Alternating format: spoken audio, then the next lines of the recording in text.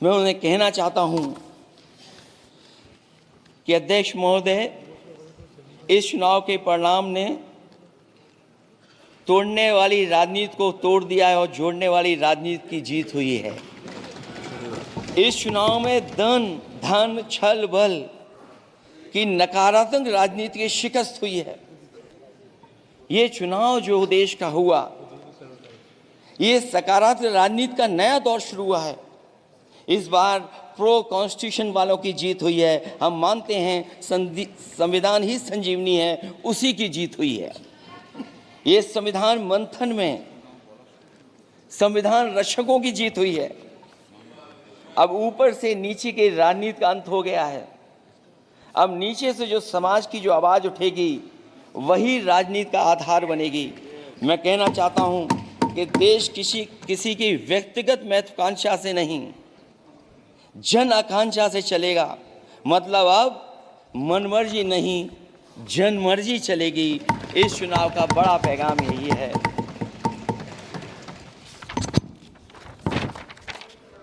अध्यक्ष महोदय, बहुत सी बातें हुई हैं। अगर उत्तर प्रदेश की बात न हो,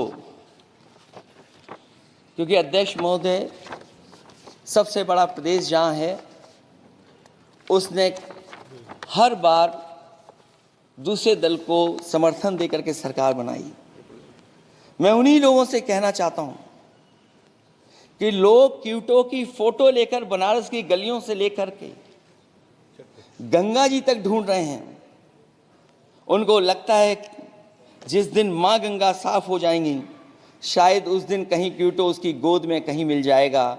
बनारसी लोग चाहते हैं कि कोई गंगा जी के भी तल में उतरकर उसका दर्द भी जाने। उत्तर प्रदेश की जनता का बस यही आग्रह है कि जिस गंगा जल को हाथ में लेकर सच कहने की कसम खाई जाती है, कम से कम उस गंगा जल से तो झूठ ना बोला जाए।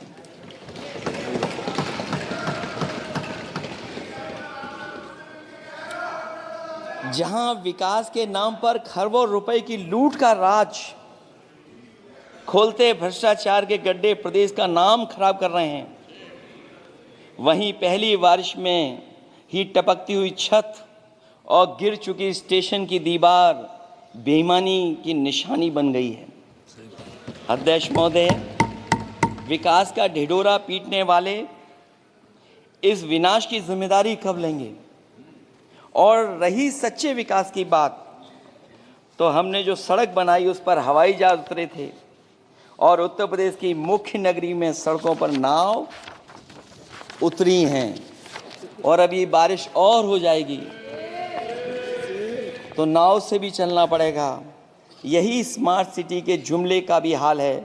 न तो जाम से छुटकारा मिला, न बुनियादी सुविधाओं से कोई निजात मिली, न कोई बुनियादी सुविधाएं मिल पाई हैं।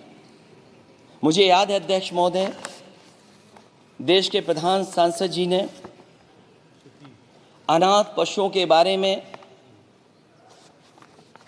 बहुत कुछ कहा था।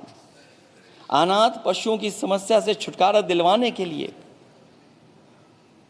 कब वादा किया हुआ, लेकिन कई चुनाव बीत गए हैं, अभी तक गन्ने का भुगतान 2 हफ्ते का वचन जो दिया था,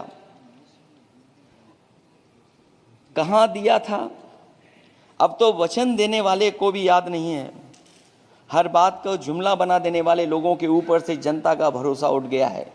इसीलिए बहुमत की सरकार नहीं है, ये सहयोग से चलने वाली सरकार है। डबल इंजन के नाम पर उत्तर प्रदेश को टकराहट के सिवा कुछ हासिल नहीं हुआ है। उत्तर प्रदेश में प्रभुत्व की लड़ाई 2 लोगों को आपस में लड़ा रही है, लेकिन उसकी मार जनता को सता रही है। पिछले 10 सालों की उपलब्धि बस इतनी रही कि एक शिक्षा परीक्षा माफिया का जन्म हुआ।